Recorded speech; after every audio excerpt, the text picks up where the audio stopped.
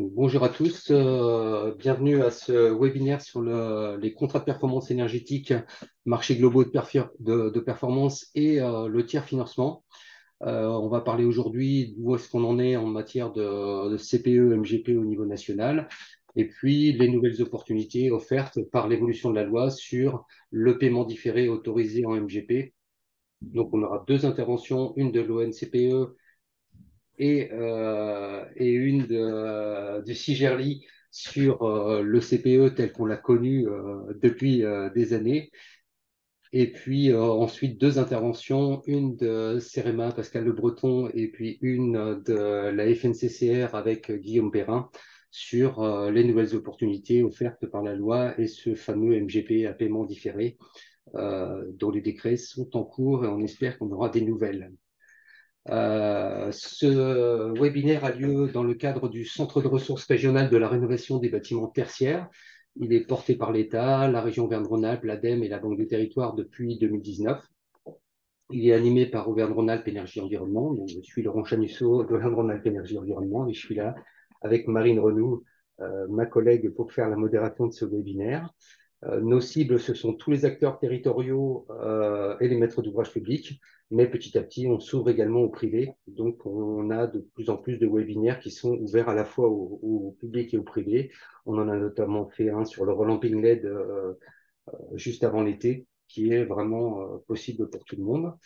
Le centre de ressources est matérialisé par un site internet qui s'appelle renotertiaire-aura.fr. Vous pouvez aller le consulter. On y pose tout ce qu'on sait sur la rénovation des bâtiments tertiaires, notamment une rubrique actualité assez bien fournie avec des informations sur ce qui se passe en région, même localement parfois, et puis au niveau national, voire international quand l'occasion se présente. Et puis on a une lettre bâtiment, vraiment, n'hésitez pas à vous y inscrire. Elle est mensuelle et tous les mois, on fait le point sur les nouveautés, les informations, les publications qui permettent de faire avancer la rénovation des bâtiments tertiaires. Au programme ce semestre, eh bien, en fait, on a choisi de faire un webinaire, enfin un cycle de webinaires sur les montages financiers. Donc aujourd'hui, c'est un premier sur le CPE, le tiers financement en MGP. On est en train d'en monter un sur le lean tracking pour le 17 octobre, mais également on essaye d'avoir des éléments sur l'offre financière, notamment de la Banque des Territoires, sur ce nouveau MGP tiers financement, mais on n'a pas encore la confirmation. En tout cas, ce sera vers mi-octobre.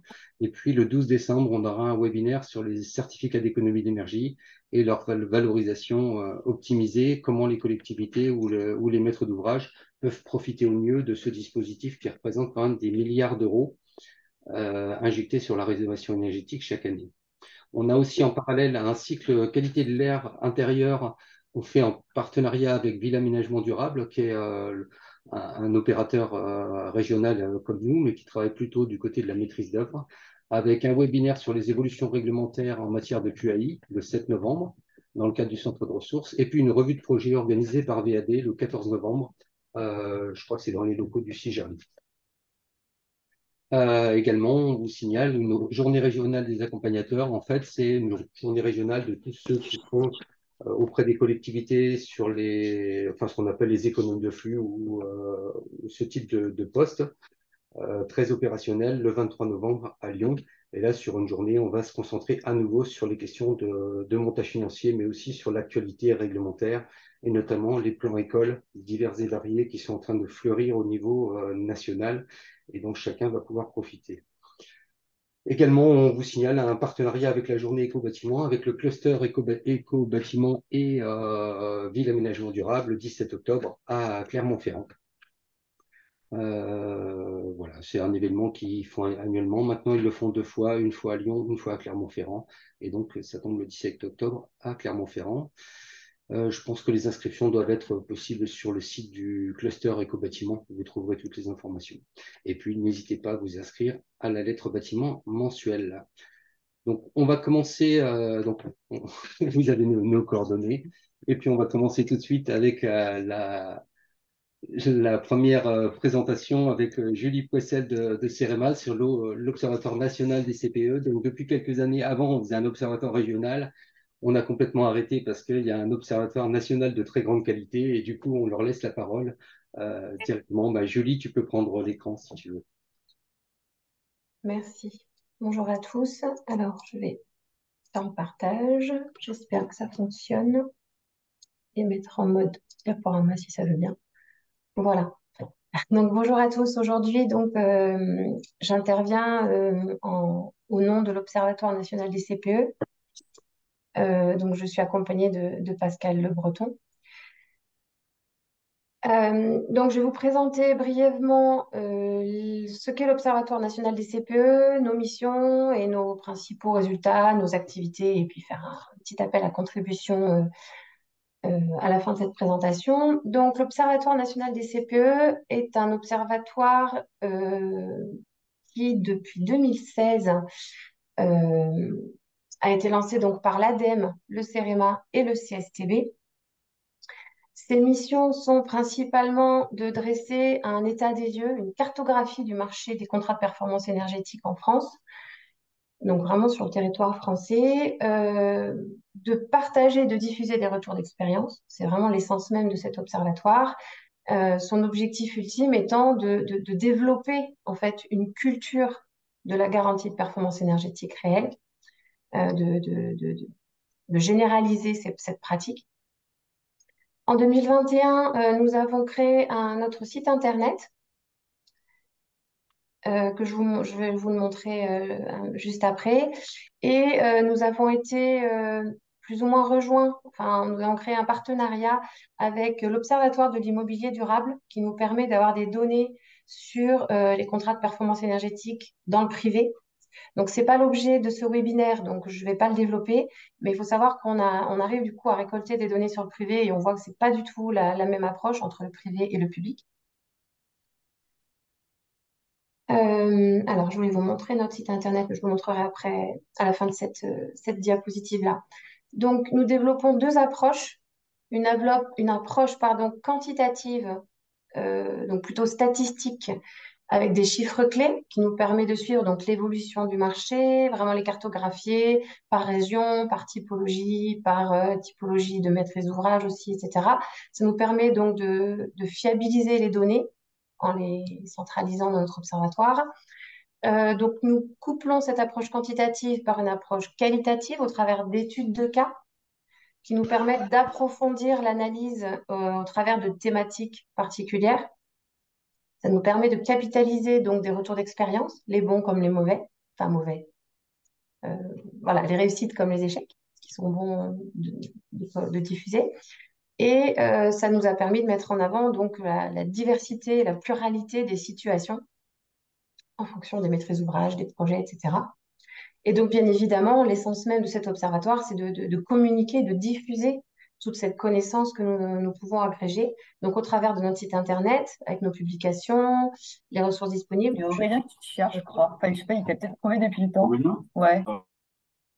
Au travers, donc sur notre site internet aussi, il y a une plateforme collaborative sur laquelle tout maître d'ouvrage peut s'inscrire, créer un compte et rentrer les données euh, techniques administratives de ces CPE. On organise des groupes de travail sur des thématiques données. On en a déjà fait l'année dernière, on en refait cette année et on en refera l'année prochaine. Donc, bien évidemment, au travers de nos webinaires, de ma participation, comme aujourd'hui à des conférences, on essaye de diffuser nos résultats. Et nous avons monté des partenariats. Donc, l'OID, je vous en ai parlé, mais au niveau local, notamment avec Aura 2E, avec la SPLOZ, puisque donc, on a remarqué à travers donc, notre approche quantitative, on a remarqué qu'il y avait quand même une très forte dynamique en Auvergne-Rhône-Alpes, notamment grâce à Aura 2E et à la SPLOZ. Donc, ils sont devenus des partenaires privilégiés. Donc, je vais faire une légère pause sur ma présentation pour vous montrer ce que je voulais vous montrer, à savoir notre site internet dont je vous ai mis le lien. Donc concrètement, donc il y a différents, voilà, les actualités, les publications. Et donc voilà, voir nos publications, c'est pour vous montrer toutes nos publications. Vous avez donc les études de cas qui sont publiées. Donc par exemple, quand c'est un CPE global avec un marché global de performance, on a fait une étude de cas sur la CARSAT, on a fait une étude de cas sur les copropriétés. Quand il y a des groupements de commandes, tout à l'heure on m'a parlé, donc les chiffres clés, vous avez les différentes éditions. On m'a parlé tout à l'heure de l'intracting. Donc, on avait fait une étude de cas avec l'Université Clermont-Auvergne, l'impact de la crise sanitaire sur les CPE, etc. Donc voilà, c'était juste pour vous montrer. Toutes nos ressources sont présentes sur notre site internet. Pardon, je reprends le fil. Donc, je vais vous présenter notre méthodologie brièvement de recensement pour l'analyse quantitative et puis voilà, quelques grandes tendances, quelques chiffres clés. Donc, notre méthodologie de recensement se base essentiellement sur tout ce qui est publié, notamment au BOAMP, à travers les avis d'appel public à la concurrence. Voilà, on recueille les DCE, les avis d'attribution. Euh, la limite, la seule limite qu'on a pu euh, comment dire, analyser de cette méthodologie de recensement, c'est que, eh bien, on est tributaire des intitulés. Forcément, on fait des recherches par mots-clés. Et tous les CPE ne sont pas explicitement qualifiés de CPE dans l'avis d'appel public à concurrence. Et puis, il y a des opérations qui sont qualifiées de CPE qui n'en sont pas. Donc, voilà, il faut démêler le vrai du faux, mais du coup, il y a forcément deux, trois qui passent au travers de notre grille. Et puis, tous les petits CPE qui ne sont pas publiés dans ces journaux officiels ben, peuvent échapper à notre veille.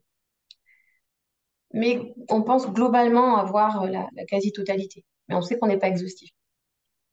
Donc, au niveau des principales tendances, on peut constater, donc là, vous voyez l'évolution du nombre de CPE publics qu'on a recensé depuis 2007. Donc, on voit qu'il y a quand même une évolution à la hausse, notamment depuis 2011, avec l'introduction des marchés globaux de performance, qui ont vraiment boosté le secteur. C'est un outil tout à fait adapté. Il y a eu quelques reculs conjoncturels qu'on analyse notamment liés à l'évolution de la réglementation, les élections, la crise sanitaire. Donc, par exemple, en 2011 et en 2019, enfin 2011 avec l'apparition du MGP, ceux qui ont attendu, et puis après, hop, c'est reparti à la hausse. 2019 avec l'apparition du nouveau code de la commande publique. Donc, il y a pareil, avant, les gens se dépêchent de passer leur contrat pour que leur pièce administrative soit toujours valable. Et puis après, ils attendent. Et là, le rebond qu'on aurait été en droit d'espérer en 2020 n'a pas eu lieu. On pense à cause de la crise sanitaire qui a forcément mis un frein à toute l'activité économique. Mais globalement, on voit voilà, qu'il y a quand même une forte tendance à la hausse qui se stabilise après vers entre 30 et 40 CPE publiés par an pour l'instant. Au niveau des différents maîtres d'ouvrage, donc, vous voyez, par couleur, on a les communes, les organismes HLM, les régions, les départements, les différents EPCI, les centres hospitaliers, l'État, tout ce qui est université, et puis bon, ben, autres, on va dire. Donc, on voit qu'il y a une forte dynamique au niveau des différents types de collectivités, mais aussi des bailleurs sociaux, à travers les organismes HLM. Mais on pourrait s'attendre à ce que les communes soient un peu plus représentées par rapport à leur nombre, leur importance numérique. Donc, ce qui nous montre qu'il y a encore, comment dire, un marché du CPE à développer auprès de ces maîtres d'ouvrage. Peut-être des outils à développer ou une culture encore à développer. Au niveau, donc on parle bien évidemment de tertiaire, un petit peu de résidentiel. Au niveau de la typologie des opérations, on voit que les principaux secteurs qui sont représentés sont donc en bleu le tertiaire de l'enseignement. Alors on a mis divers parce qu'on ne pouvait pas tout sectoriser, mais au niveau des collectivités territoriales, ici en rouge. Et le résidentiel collectif, donc forcément on a vu qu'il y avait une forte dynamique au niveau des bailleurs sociaux. Alors ce qui concerne le financement, puis ça va introduire ce qui sera dit après par rapport au paiement différé, on voit que au début, voilà, au début, il y avait un petit peu de financement privé quand même, avec les contrats de partenariat, mais qui ont quasiment disparu. Ceci est essentiellement lié, c'est comme ça que nous l'avons analysé, à l'arrivée des marchés globaux de performance, qui sont devenus vraiment l'outil prépondérant pour passer des contrats de performance énergétique, et ont permis du coup au financement public de se développer davantage.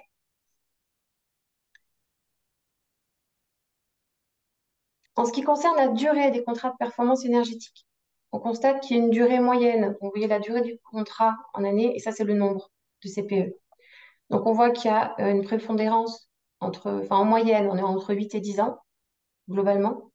Les quelques CPE très longs, donc soit ce sont des opérations très complexes, ou soit ce sont encore des reliquats, en fait, si je puis dire, des marchés de partenariat, donc qui entraînent une très très longue durée, puisque forcément, il faut lisser les remboursements. Et on a quand même très peu dans le public de CPE à très court terme. L'essentiel, c'est voilà, c'est 8-10 ans. En ce qui concerne les objectifs de performance et les coûts associés.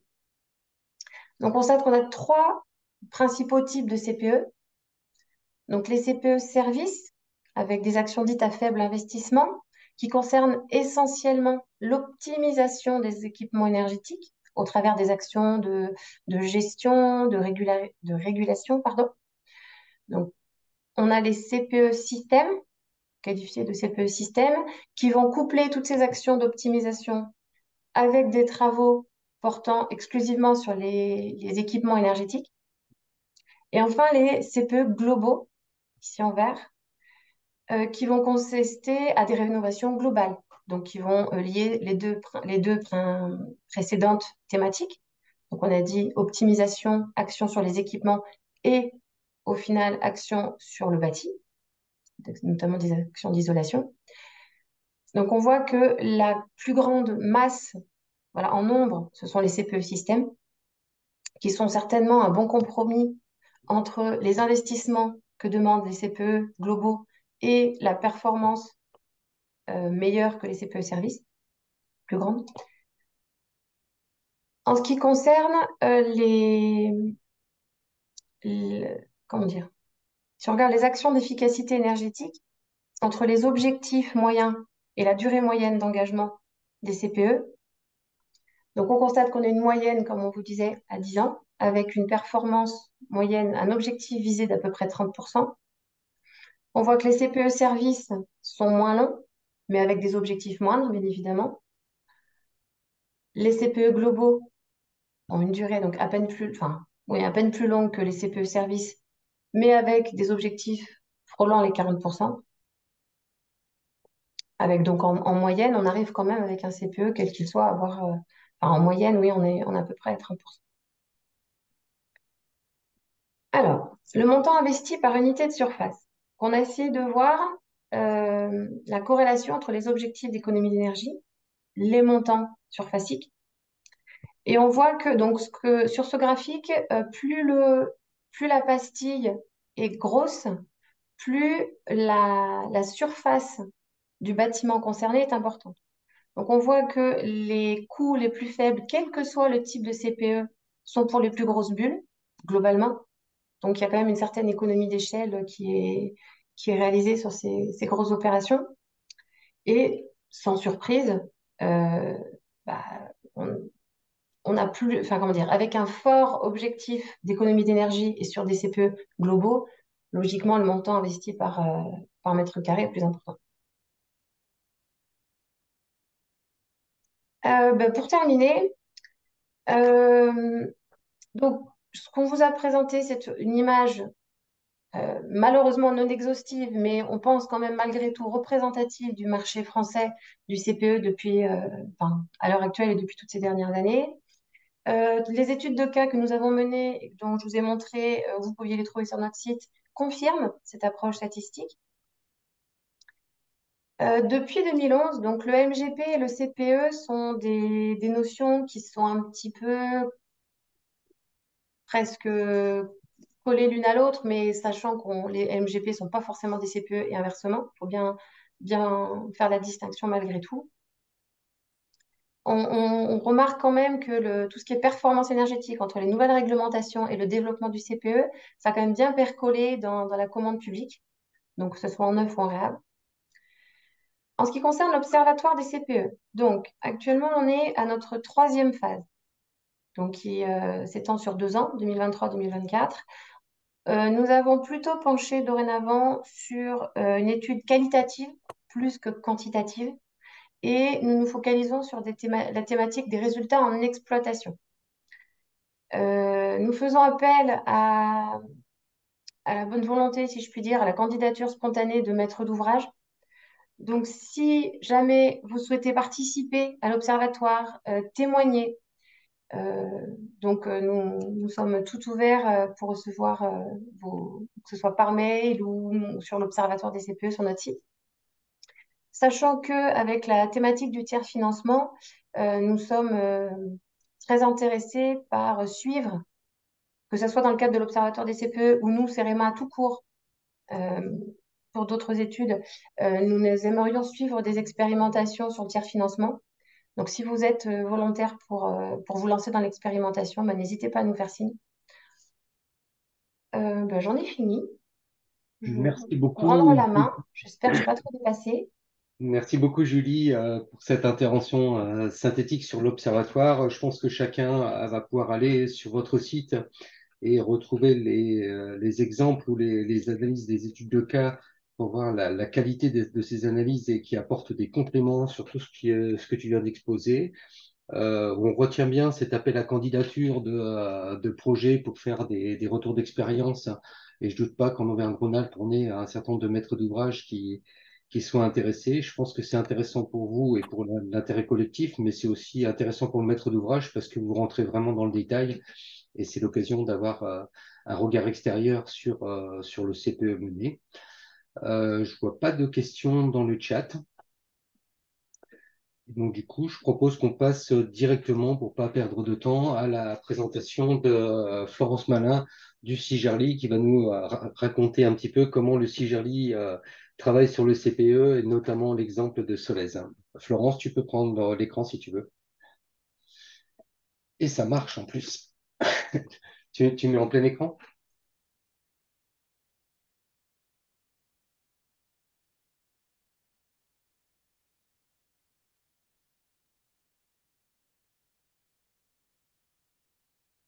En bas à droite, je pense, non? Est-ce qu'il est...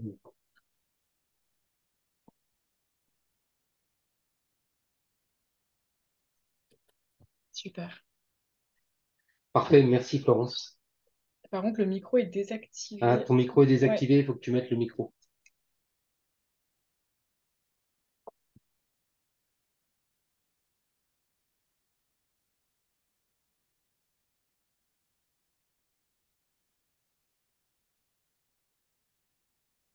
Arrives tu à nous parler, Florence?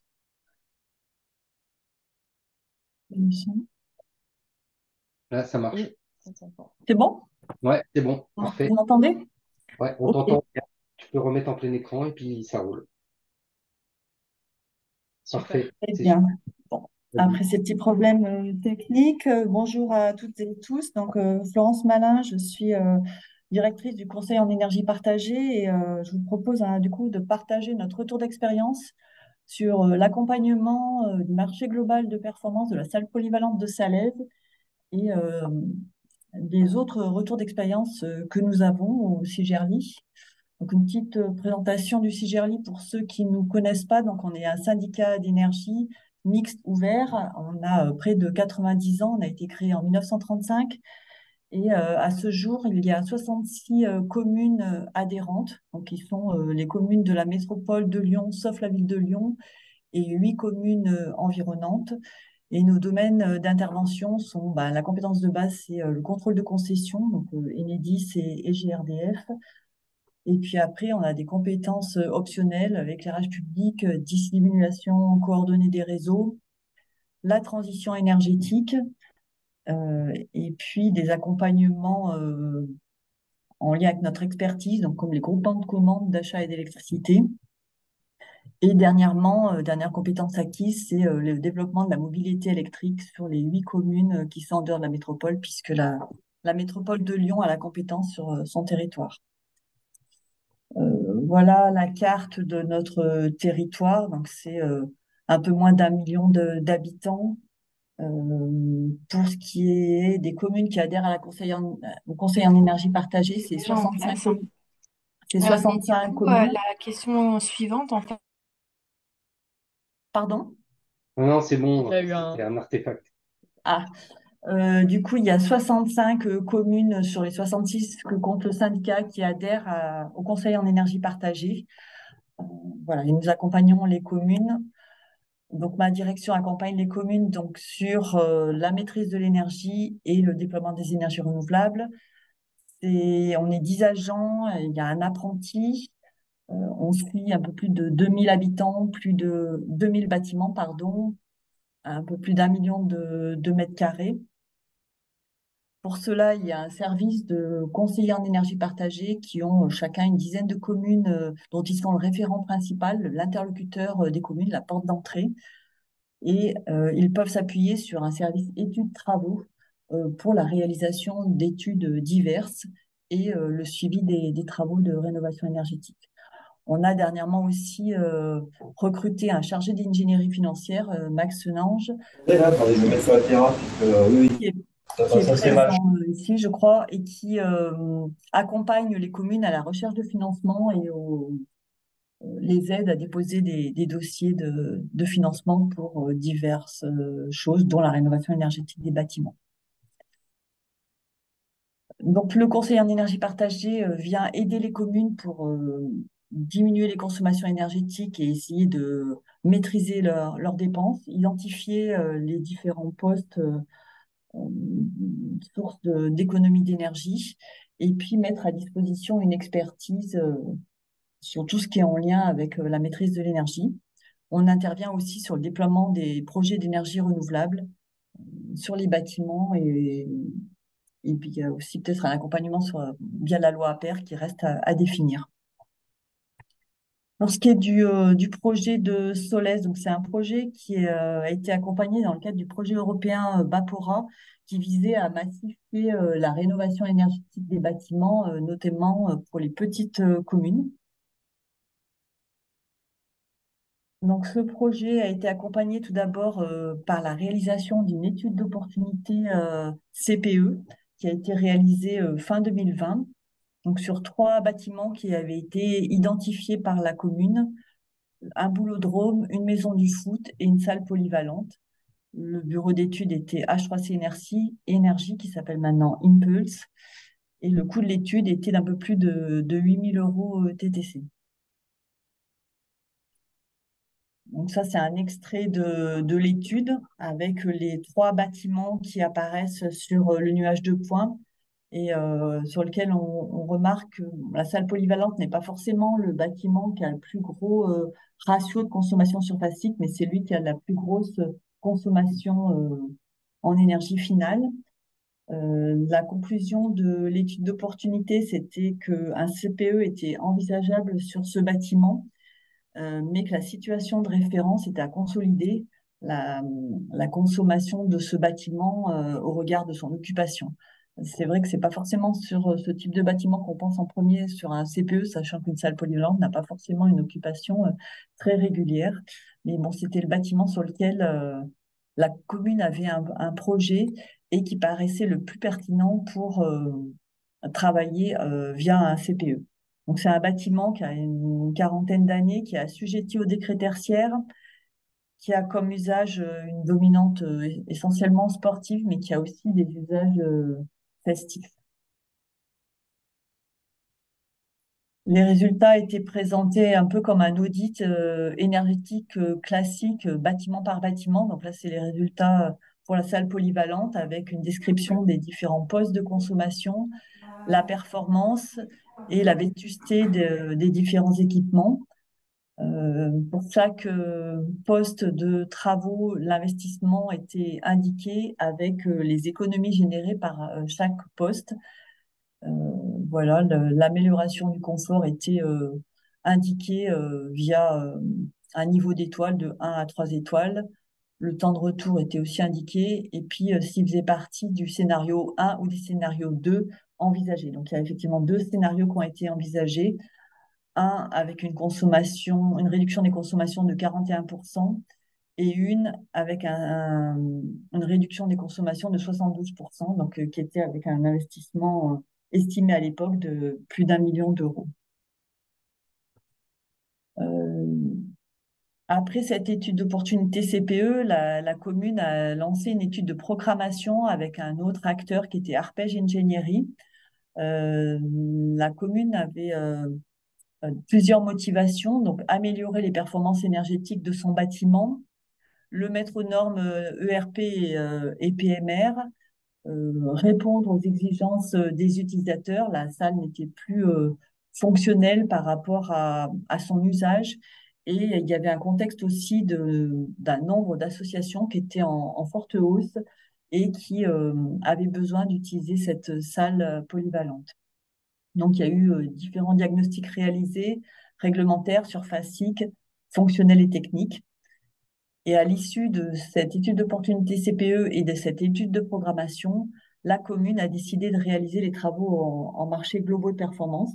Donc, l'étude d'opportunité CPE avait donné lieu à un rendu avec un bon nombre d'élus quand même. Il devait y avoir une petite quinzaine d'élus qui assistaient à ce rendu. Bon, il faut savoir que Solès, pour ceux qui connaissent pas forcément, c'est une petite commune, il y a 3000 habitants. Donc, c'est pas forcément dans ce type de commune qu'on attend de voir des travaux faits via un contrat de performance énergétique. Donc, l'objectif visé par la commune a été un objectif intermédiaire entre le scénario 1 et le scénario 2. Donc, c'est 61% d'économie d'énergie. Le CPE a une durée de 8 ans. Il y a 2 groupements qui ont répondu. C'est Eiffage Construction qui a été retenu. En termes d'avancement, donc le marché a été notifié en mai 2022. Il y a eu une grande phase de négociation avec l'opérateur, ce qui a duré 6 mois, qui a fait prendre un peu de retard au projet. Et là, on en est à la réception des travaux. Mi-octobre vont être réceptionnés les travaux de rénovation de la salle polyvalente. Le coût de l'opération, donc c'est un coût total de 3,4 millions d'euros TTC qui comprend la conception, les travaux pour 2,6 millions d'euros et puis l'exploitation maintenance du bâtiment pendant 8 ans. Le projet a été fortement subventionné par la DSIL Rénovation énergétique. Donc, c'était la DSIL du plan de relance. Donc, il y a eu plusieurs communes qui ont eu plus d'1 million d'euros de subventions. C'est du jamais vu. Les communes n'avaient jamais vu un tel niveau de subvention. Donc, ce qui a aussi aidé au déclenchement du projet. En termes de difficultés rencontrées, c'est la cohérence de l'estimation financière, puisque le programmiste avait fait une estimation financière de son côté. Le bureau d'études thermiques, via l'étude d'opportunité CPE, avait fait également une estimation.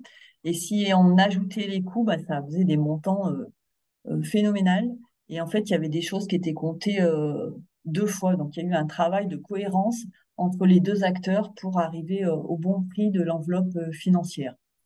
Il y avait un problème aussi de cohérence des surfaces. Suivant les acteurs, il n'y avait pas les mêmes surfaces du bâtiment, ce qui est un peu gênant. La place du CGRLI n'était pas forcément évidente dans un contrat de performance énergétique, sachant qu'il y a un AMO CPE qui a été H3C, qui a pris la continuité de l'étude d'opportunité CPE. Il y avait le programmiste et il y avait, la commune avait pris aussi un avocat pour l'accompagner sur ce projet.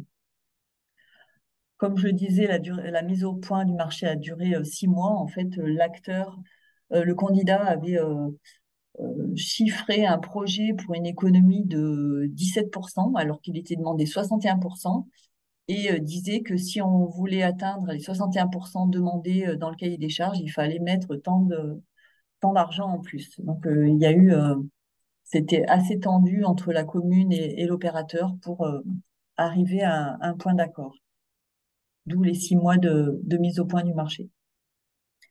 L'accompagnement du CIGERLI, donc, qui s'est fait dans le cadre de Bapora, c'est tout d'abord, on a fait bénéficier la commune de l'accord cadre qu'on a pour des études d'opportunité CPE. Voilà, on a suivi l'étude.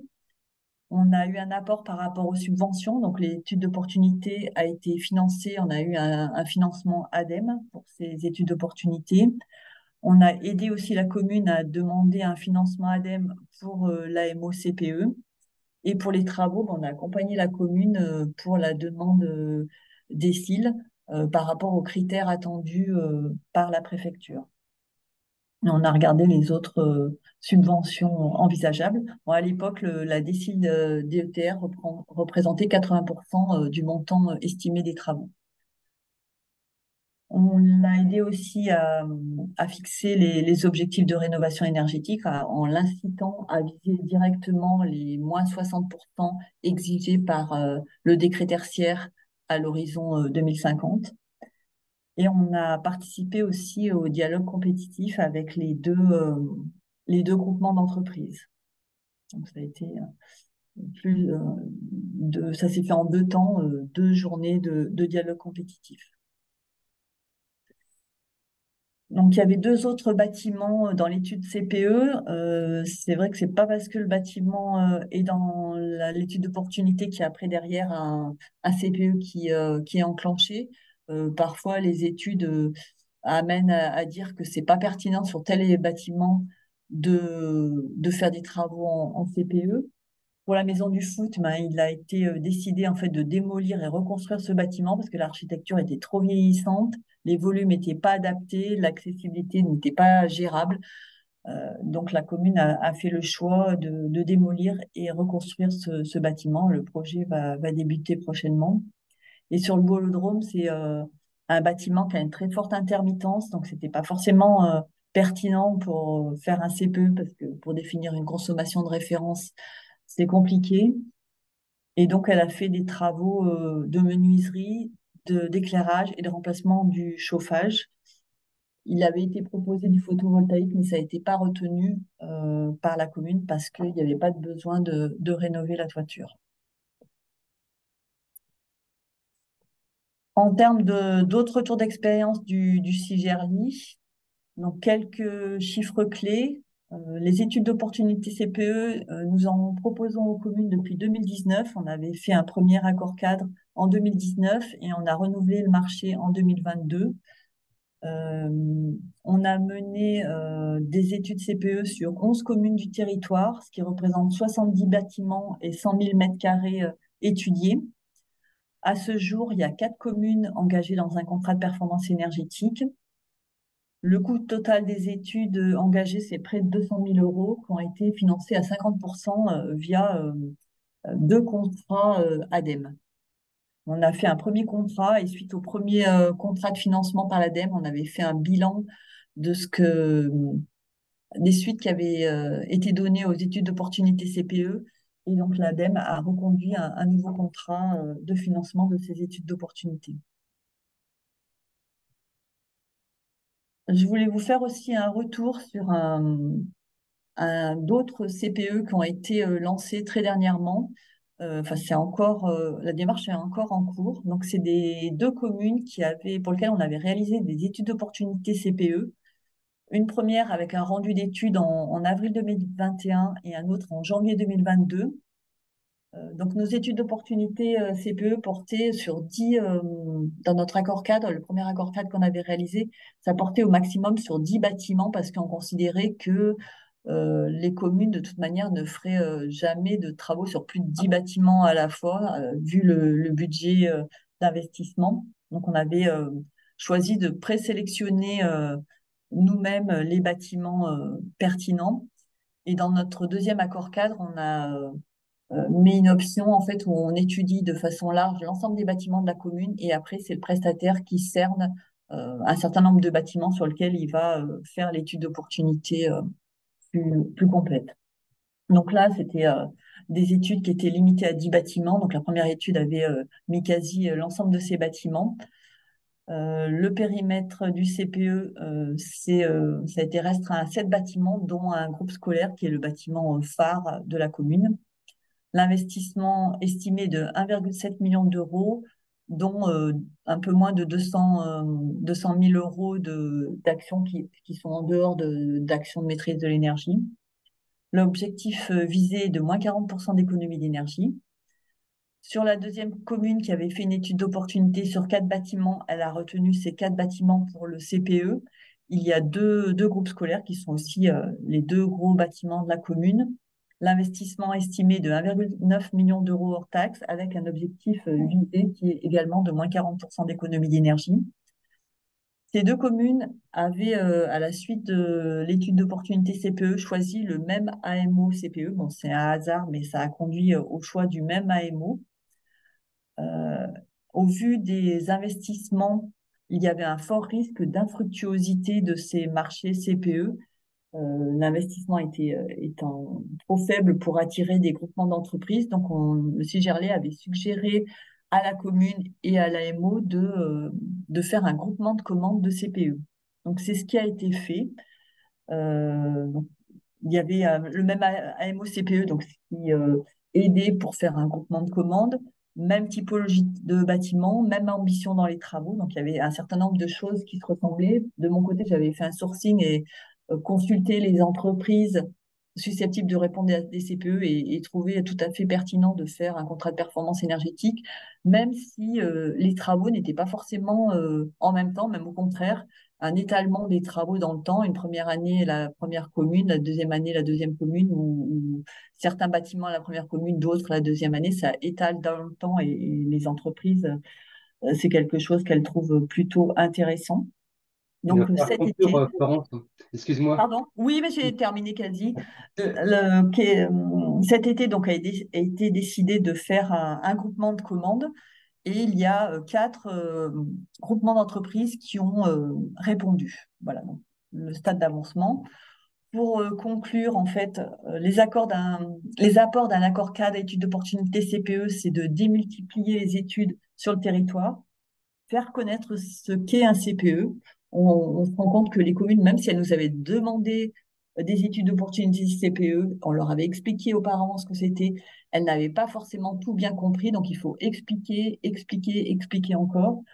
C'est quelque chose de complexe que les communes ont du mal à comprendre, mais finissent par comprendre avec la pédagogie d'une étude d'opportunité.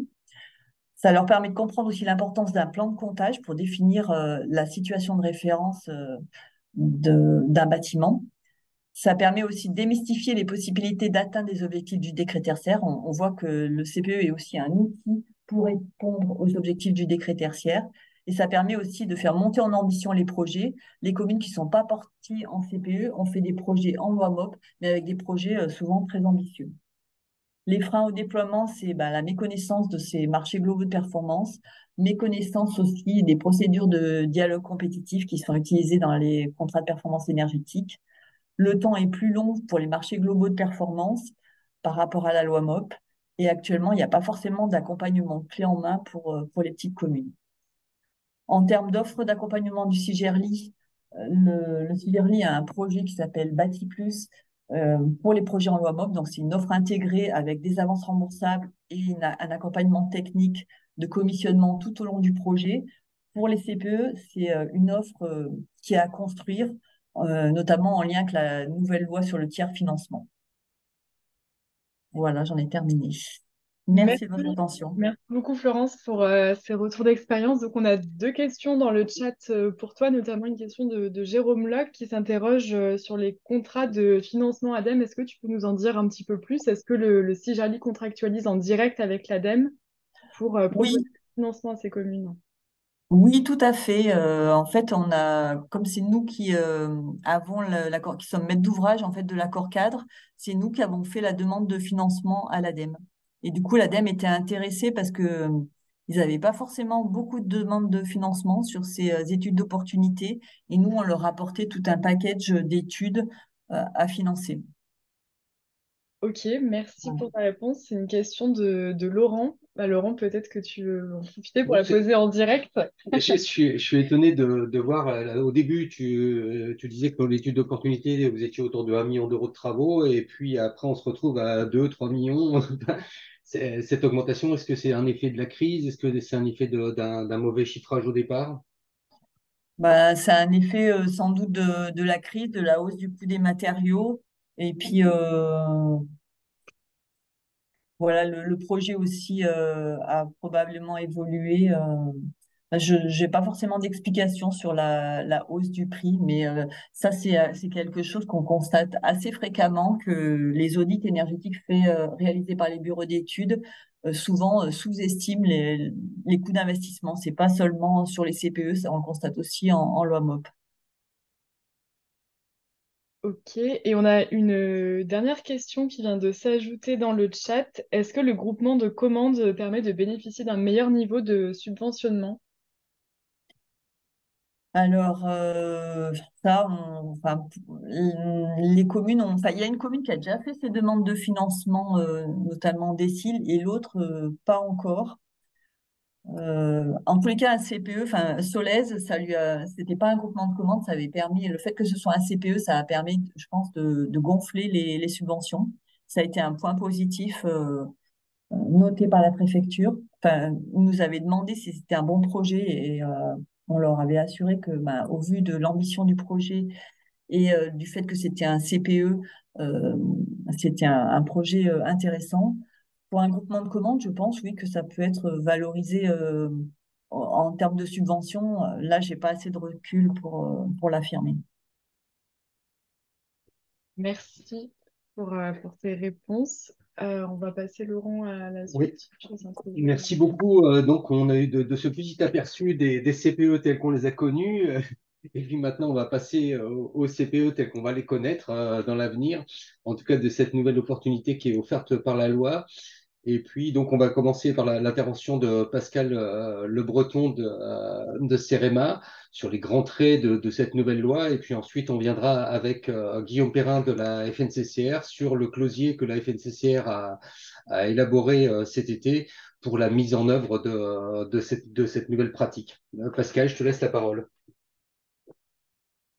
Ah, voilà. Alors, est-ce que la technique fonctionne? Est-ce que vous voyez bien mon écran? Parfait. alors, ouais, on n'entend pas Pour trop. l'écran, ça va. Pour le son, ouais, approche-toi bien du micro. Voilà, voilà, je me rapproche. Vous aurez la joie de me voir en très gros plan. Est-ce que ça va au niveau du son? C'est bon? C'est mieux, ouais. Ouais, c'est bien. Beaucoup mieux? Bien. Je vais peut-être couper malgré tout. Tant pis, voilà, vous allez devoir vous concentrer sur mes slides. Donc, effectivement, on va parler maintenant d'un nouvel outil en émergence.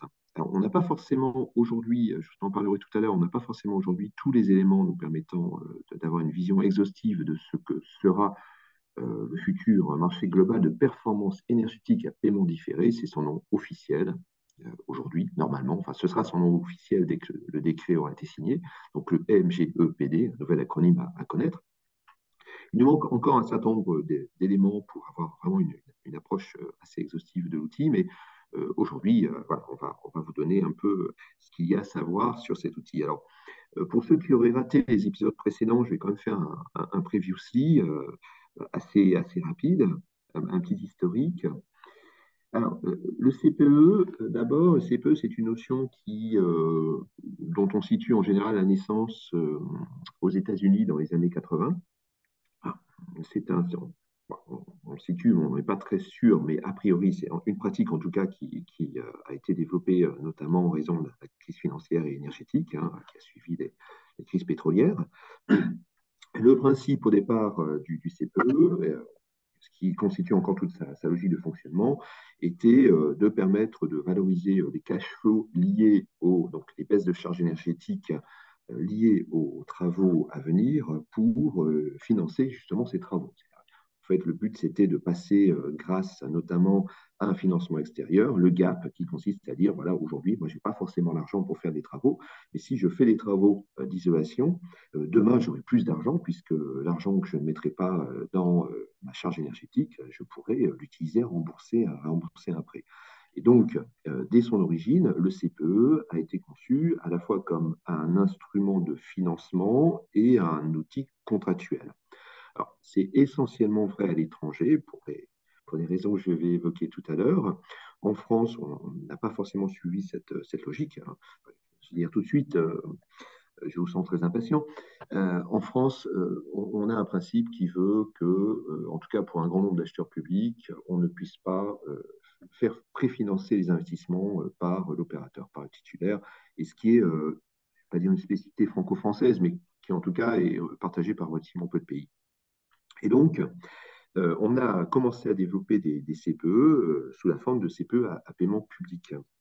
Quand on a commencé à travailler sur les contrats de performance énergétique, on a essentiellement travaillé sous la forme de marché, marché classique, alors, sous forme de marché de services éventuellement, ou sous forme d'exception à l'allotissement. Pourquoi? Parce que pour que le système fonctionne, il faut responsabiliser l'entreprise, et donc le titulaire, et pour que le titulaire soit responsabilisé, il faut lui donner la main sur l'ensemble des facteurs qui sont susceptibles d'impacter la performance.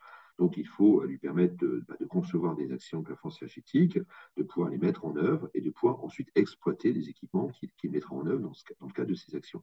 Donc, le principe du CPE, c'est que cela doit faire appel à des marchés globaux, donc permettant donc aux titulaires, permettant à l'entreprise d'avoir un maximum de marge de manœuvre pour aller vers une amélioration de la performance énergétique. Et ça a été dit tout à l'heure, le deuxième principe est que ce type de marché est davantage un marché négocié, sous forme de procédure formalisée, sous forme de procédure avec négociation ou de dialogue compétitif, mais ce sont des marchés qu'on peut difficilement attribuer sous la forme d'un appel d'offres, parce que le titulaire que l'on va recruter doit absolument, que l'on va choisir, sélectionner, doit absolument participer à la conception des actions. D'où l'importance de ne pas être en appel d'offres, puisqu'en appel d'offres, vous êtes tenu de définir de manière très précise vos besoins, et vos besoins vont jusqu'à établir les techniques qui seront employées. Et si vous avez un cahier des charges trop précis, tout simplement, vous avez à côté des titulaires qui vont faire ce que vous leur avez demandé. Et ils seront donc plus dans une optique d'obligation de moyens, c'est-à-dire qu'ils répondront aux besoins que vous avez exprimés, que dans une obligation de résultat. Dans le cas d'une obligation de résultat, ils vont être amenés à mettre en œuvre toutes leurs connaissances pour répondre aux besoins que vous avez exprimés. Et dans le cas d'un CPE, vous avez exprimé ce besoin, non pas sous la forme de travaux à réaliser, mais sous la forme d'objectifs de performance à atteindre. Donc, quand on a commencé à faire des contrats de performance énergétique, nous n'avions pas forcément les outils adéquats. Je vous rapporte là-dessus, sur cette question, au rapport de mars 2011 de Maître Ortega. C'est normal que tu n'as pas fait changer les slides, on est toujours sur la Oui, première. tout à fait. Je suis dans mon previously et j'arrive tout de suite. J'en ai pas pour très longtemps. Et donc, effectivement, je rapporte effectivement à ce rapport de mars 2011 qui exprime très très clairement quels étaient les besoins et quels étaient les manques de la commande publique.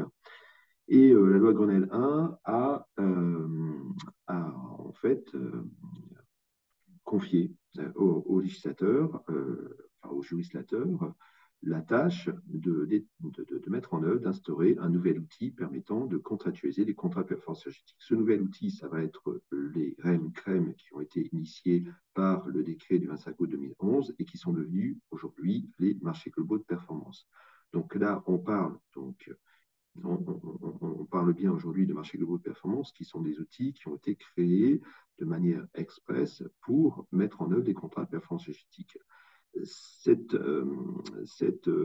digression est assez importante parce que ça signifie bien que ces outils ont véritablement pour finalité d'être adaptés à la mise en œuvre des CPE. Donc il s'agit bien d'un outil destiné à contractualiser des contrats de performance énergétique. Si vous souhaitez faire un CPE et que vous sélectionnez un marché global, si vous souhaitez le faire sous la forme de marché global de performance, vous ne pouvez pas vous tromper. On est véritablement sur ce type d'outil. Par contre, petite subtilité, les initiateurs des REM-CREM ne se sont pas limités à la simple transposition des contrats de performance énergétique. Ils ont décidé en fait de l'ouvrir beaucoup plus largement à d'autres types de performances et également à d'autres types d'opérations que les opérations bâtimentaires. Ce qui donne une petite difficulté d'interprétation, mais voilà. Donc aujourd'hui, on va vous parler de l'évolution de ce marché global de performance, l'évolution liée à la loi du 30 mars. Je pense que c'est assez important de comprendre effectivement pourquoi. Alors par contre, il faut que je puisse. Voici. Bien. Donc la situation aujourd'hui, c'est qu'on a ces fameux marchés globaux de performance. Donc Si vous n'avez pas vécu sur Mars ces dernières années, vous avez entendu parler sans doute de CMGP.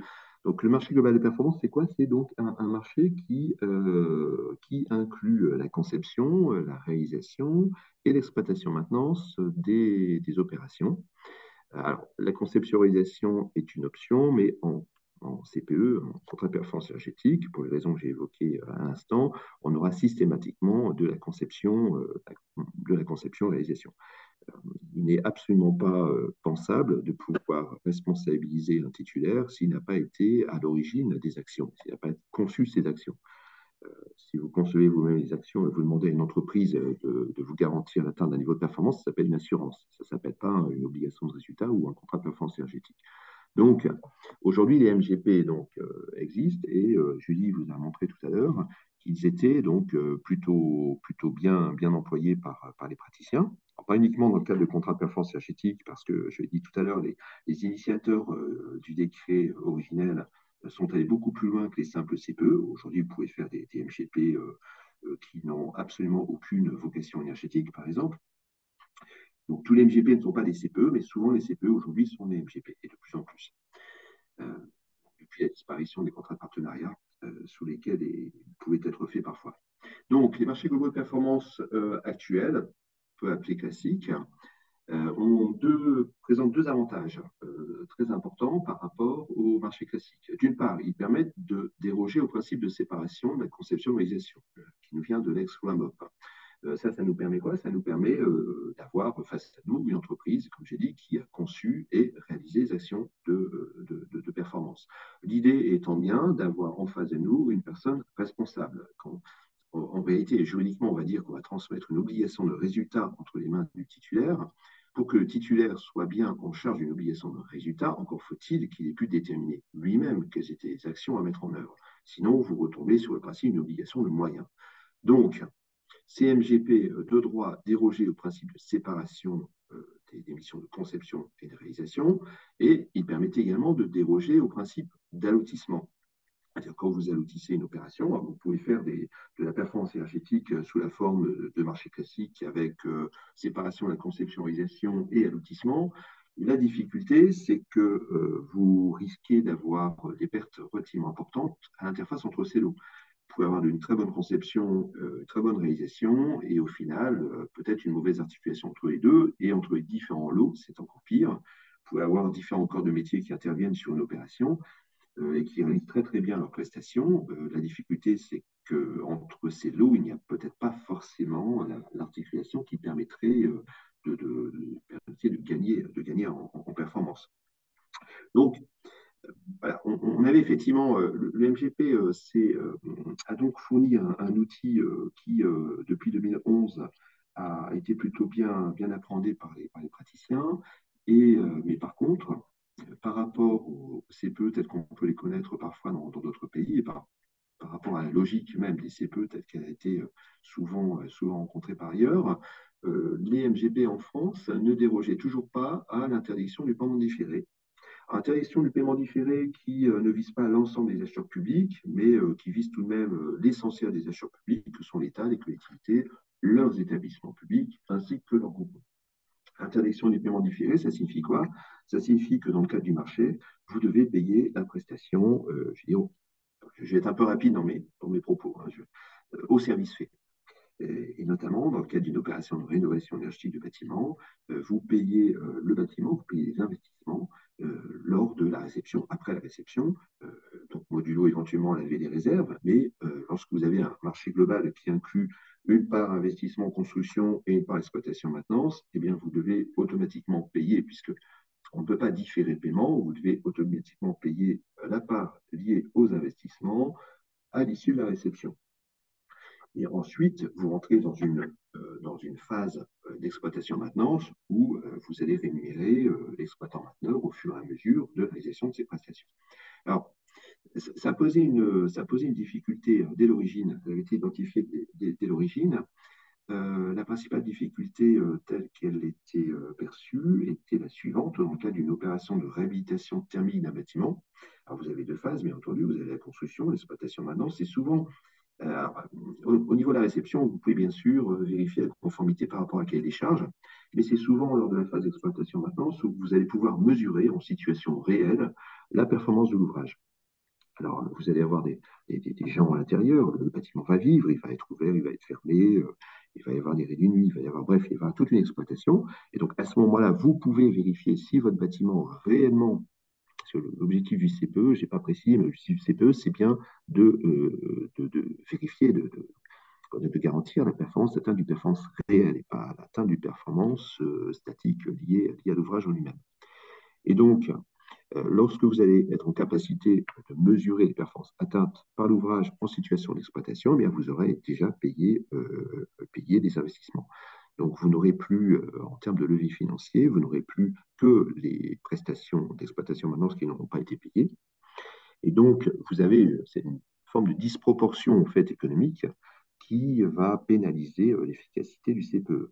En gros, si vous avez véritablement un très très gros plantage et que vous avez une très très grosse sous-performance, il n'est pas évident que la rémunération de l'exploitation maintenance puisse vous permettre de conserver le levier financier permettant d'agir sur le titulaire. Voilà. Donc, c'était véritablement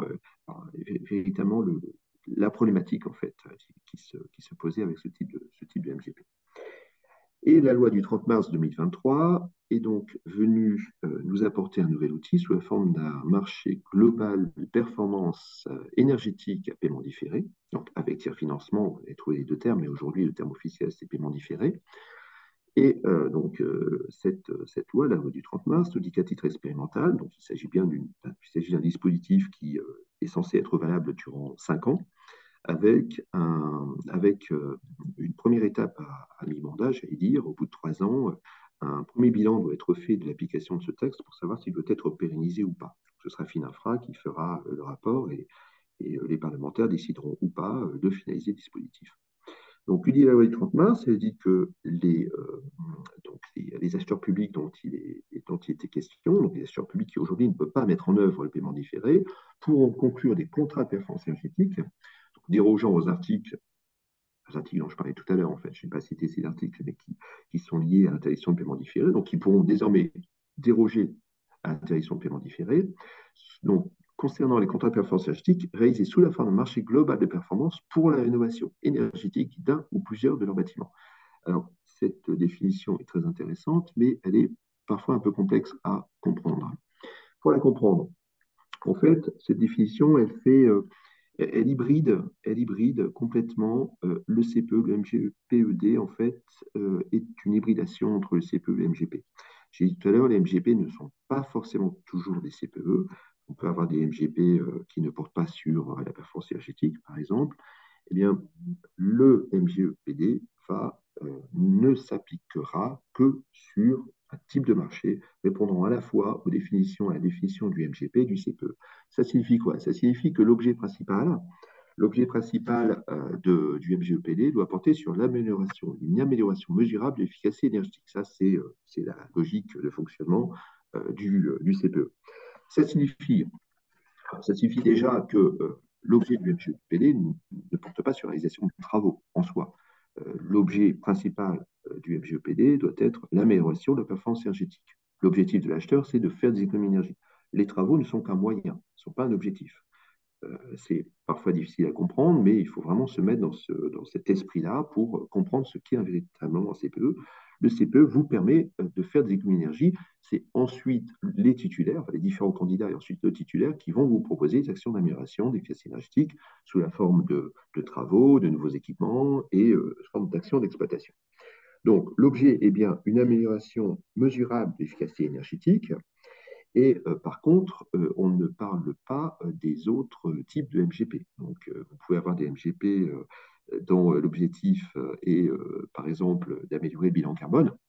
Alors, en soi, ce n'est pas lié à une performance énergétique directement liée. Vous pouvez avoir un MGP lié sur l'amélioration de la qualité de service, sur l'amélioration de la qualité sanitaire de l'air, par exemple. Vous pouvez avoir des tas d'objectifs à partir du moment où l'objectif est mesurable. Le MGPD ne portera que sur l'énergétique et pas sur les autres types de performance. Ensuite, le MGEPD ne peut concerner que la rénovation de un ou de plusieurs bâtiments existants. Alors, ce qui signifie que l'on n'aura pas de MGEPD sur l'éclairage public. On a aujourd'hui beaucoup de MGP portant sur l'éclairage public. On ne pourra pas avoir de MGPD, donc de MGP avec paiement différé sur l'éclairage public. Mais par contre, on pourra avoir, on parle de rénovation énergétique de bâtiments, on peut très bien imaginer avoir des MGP portant sur le renouvellement d'équipements, par exemple. La loi ne dit pas que l'on doit avoir absolument une intervention sur l'enveloppe. Tant que le but de l'opération est d'améliorer la performance énergétique d'un bâtiment, on reste visiblement dans les purs de la loi. Ensuite, le titulaire doit être lié par une obligation de résultat. Donc ici, une obligation de résultat de performance énergétique qui va impacter sa rémunération. Et ça, c'est tiré de la définition du CPE en tant que tel, puisque dans le cas d'un CPE, le titulaire garantit l'atteinte de la performance énergétique, c'est-à-dire que si on n'atteint pas la performance, il s'engage à attribuer à l'acheteur une garantie équivalente sur le plan financier. C'est donc effectivement le principe du CPE, c'est le principe de la garantie financière, qu'il ne faut pas confondre avec la pénalité, ce sont deux choses différentes. Et c'est également tiré du principe même du MGP, puisque dans la définition du MGP, le titulaire doit être impacté dans sa rémunération par l'atteinte de la performance qui aura été contractuellement définie. Donc voilà, on a ici les conditions de fond du nouveau MGPED. On a maintenant des conditions de forme également, parce qu'il s'agit d'un marché dérogatoire. Marché dérogatoire, ça signifie quoi? Ça signifie que ce n'est pas, contrairement au marché classique, ce n'est pas un marché que vous pouvez utiliser simplement à votre bon vouloir, mais que vous devez respecter un certain nombre de conditions. Conditions de fond, ce sont les conditions que je viens de citer tout à l'heure, et également là ici des conditions de forme. Alors, ça va sans doute vous faire penser notamment au contrat de partenariat. C'est vrai que c'est très très proche. Alors, il faut se méfier des rapprochements un peu hâtifs, mais il est vrai qu'on se retrouve à peu près dans la même configuration. C'est-à-dire qu'avant de mettre en œuvre un MGEPD, l'acheteur va devoir réaliser deux études.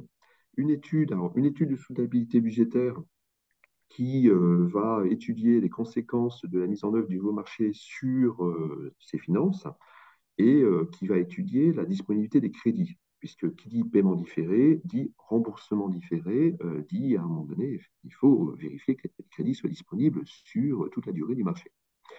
Donc, alors, là, je précise tout de même, qu'on soit très très clair, là, on est aujourd'hui avant consultation. Donc, sur la base d'un projet qu'on va essayer sur lequel on va essayer d'avoir suffisamment de détails, l'acheteur va donc réaliser une étude de soutenabilité budgétaire ainsi qu'une étude préalable. Le but de l'étude préalable doit être de démontrer que le MGPED est plus favorable que d'autres modes de réalisation du projet, notamment en termes de performance énergétique, étant précisé que le tiers financement ne peut à lui seul constituer un argument. En clair, vous ne pouvez pas dire je n'ai pas d'argent, donc si je n'ai pas d'argent, je ne fais pas mes travaux. Ça peut être un argument, mais pas à lui tout seul. C'est-à-dire qu'il faut également démontrer que le nouveau marché est plus favorable. Quand on parle d'autres modes de réalisation, ce sont les autres types de marchés. Alors, on pense bien sûr, là, concernant le MGPD ou MGP sans tiers financement. Aujourd'hui, concernant cette étude préalable, il n'y a pas encore d'éléments vraiment très très précis. Finafra est en train de travailler sur un guide méthodologique, puisque en fait, cette étude préalable sera transmise à Finafra qui rendra un avis. Et donc, il sera très très intéressant de voir dans les semaines, dans les mois qui viennent, quelles seront les communications de Finafra autour de cette étude préalable. C'est-à-dire, qu'est-ce qui, selon Finafra, pourrait motiver la pertinence du MGEPD par rapport à d'autres modes de réalisation du projet. On est tous en attente en fait de leur future jurisprudence. Donc ces deux études seront soumises pour avis, alors l'une à Finafra, l'autre au service du budget, au niveau régional ou au niveau national selon la taille de l'opération. Et ces avis seront joints donc à une délibération qui sera soumise à l'organe délibérant de l'acheteur public. Bien. Donc il y aura une délibération de l'organe de l'acheteur public permettant de lancer la procédure de passation. Donc, il n'est pas dit qu'en cas d'avis négatif de Finafra, l'acheteur ne pourra pas mettre en œuvre un MGEPD. Il est dit tout simplement qu'il devra s'en expliquer auprès de son organe délibérant. L'organe délibérant s'accordera sur le principe du recours MGP. La procédure de passation pourra être lancée par l'acheteur public et l'organe délibérant viendra autoriser la signature du MGP en fin de procédure de passation. Voilà pour les conditions de forme. Ensuite, pardon, Ouais, je vois bien que c'est un peu long, mais il n'y a pas voilà. de problème. C'était un tout petit peu, désolé. Non, je t'en prie, il n'y a aucun problème, j'ai presque terminé. Donc, donc cet outil vient s'insérer dans les outils existants. Vous avez ici le MGP généraliste, ici le MGP avec le paiement différé. Je vous laisse consulter. Et tout simplement pour vous dire, ce slide est important parce qu'en fait, il vous montre qu'aujourd'hui, quand on parle de mode de réalisation des projets, pour un acheteur public et a fortiori pour une collectivité, on peut avoir de multiples façons de réaliser un projet. On peut, surtout pour les collectivités, faire en concession de travaux, si le projet s'y prête, si on a des usagers qui payent une redevance, par exemple. On peut le faire sous les procédures de droit commun, tout simplement, à loi MOP et puis à lotissement, ou on peut le faire sous différentes formules dérogatoires, en accession à lotissement, professionnalisation. Et donc, ce sont toutes ces formes qui vont devoir être mises en compétition dans le cadre de l'étude préalable. Quand je dis toutes ces formes, disons, effectivement, elles seront mises en compétition et on va comparer les formes qui nous semblent les plus pertinentes pour démontrer effectivement au final que le marché global à paiement différé est plus pertinent que ces autres dispositifs. En termes de périmètre, eh bien, en fait, aujourd'hui, on a une continuité dans l'évolution des périmètres. Les MGP incluent maintenant effectivement le financement, ce qui fait qu'ils se rapprochent, en fait, ils se situent entre les MGP classiques et les marchés de partenariat. Les marchés de partenariat permettant notamment de confier aux titulaires la gestion du service public, la gestion de services connexes, ce que ne permet pas non plus annexe, ce que ne permet pas non plus MGPD, mais également, différence qui ne transparaît pas ici, c'est que dans le cas du marché de partenariat, c'est carrément la maîtrise d'ouvrage, le charge de la maîtrise d'ouvrage qui est transféré sur le titulaire, ce qui n'est pas le cas sur le MGPD. Et donc, slide final, quels sont les avantages et inconvénients que l'on peut aujourd'hui esquisser? J'ai bien aujourd'hui esquissé. Donc, on verra ensuite dans le cadre des mises en œuvre. Mais aujourd'hui, donc, le MGEPD offre la possibilité de lisser le remboursement de l'investissement sur toute la durée du MGEPD. Alors, la durée du MGEPD étant d'ailleurs liée à la durée d'amortissement. Ce sont des contrats qui devront théoriquement être plus longs que le MGP classique. Quand on amortit le préfinancement d'un bien, en général, on est sur des durées qui dépassent 10 ans, 10, 15 ans sur un patrimoine immobilier. Donc, on pourra lisser la durée d'amortissement. L'acheteur pourra commencer à payer en exploitation seulement, lorsqu'il sera possible de mesurer la performance réelle atteinte par l'ouvrage. Ce qui veut dire que l'on pourra impacter le paiement, le prix de la construction en fonction de la performance atteinte. Alors ça, ce sont les avantages. Et un dernier avantage, l'acheteur pourra répercuter donc la perception des garanties de performance sur les rémunérations d'exploitation, maintenance et de conception et réalisation, ce qu'il ne peut pas faire aujourd'hui dans le cas d'un MGP classique. Bien sûr, il y aura également des désavantages. D'abord, les conditions de financement du titulaire ne sont pas forcément plus avantageuses pour l'acheteur parce que le titulaire, l'entreprise, va aller chercher elle-même ses propres crédits, ses propres financements et il est courant que les acheteurs publics puissent trouver de meilleures conditions. L'acheteur refinance, faisant payer, bien entendu, le titulaire faisant bien sûr payer à l'acheteur le coût du financement in fine. La contractualisation sera beaucoup plus complexe et onéreuse parce qu'on a quand même l'ingénierie financière qui vient se superposer à l'ingénierie technique, la question de l'ingénierie technique et l'ingénierie juridique. L'ingénierie financière peut être très très complexe à manier, donc c'est le type de marché où théoriquement on devrait avoir besoin d'AMO assez compétentes. La compétition sera plus difficile pour des PME parce qu'ils n'ont pas forcément accès au crédit dans les mêmes conditions que les gros groupes. Alors, l'acheteur pourra répercuter la perception des garanties, sauf que, attention, le dernier, ce n'est pas forcément un inconvénient, mais c'est un point de vigilance à avoir. 80% des investissements préfinancés pourront faire l'objet de ce qu'on appelle une cession d'avis, une cession acceptée. Alors, cette cession acceptée, ça signifie tout simplement que la créance sur laquelle on pourrait éventuellement agir en tant que levier financier peut être cédée à un établissement bancaire. Alors, il y a des conditions, il faut que ce soit accepté par l'acheteur, mais en général, comme ça permet aussi de diminuer le coût de financement, ça doit être négocié entre l'acheteur et le titulaire. Mais sur la part qui aura été cédée à un établissement bancaire, il n'y aura plus possibilité d'appliquer les garanties en cas de sous-performance. Donc voilà, ça c'est un point de vigilance, faire attention qui peut en réalité diminuer un peu l'intérêt que nous offre le MGEPD sur cette question. Et voilà, et j'en ai terminé, je suis désolé. Voilà, je vous en prie, merci beaucoup. Merci pour ce sprint final, Pascal. Deux petites questions qui ont été mises dans le chat. Sur la sortie des décrets, vous avez des informations? Oui, alors la sortie, oui, alors le décret, normalement, il est rédigé, il est actuellement en cours de signature, mais comme c'est une signature interministérielle, c'est très compliqué de faire signer plusieurs ministres. Par contre, attention à ne pas trop attendre du décret. Le décret, théoriquement, ne devrait pas apporter grand-chose. Finafra, qui a été en charge de la rédaction du décret, a choisi, à mon avis, c'est une bonne pratique, de mettre notamment des éléments qui seront intéressants sous la forme les plus intéressants, en tout cas sous la forme d'un guide méthodologique et non pas dans le décret. Le contenu, notamment de l'étude préalable, sera à rechercher dans le guide méthodologique qu'ils vont établir, qui devrait nous permettre d'en savoir plus sur cette étude préalable et notamment sur cette fameuse justification du MGEPD. Mais il devrait sortir dans les jours qui viennent, sans doute. C'est une question encore une fois, c'est une question de signature.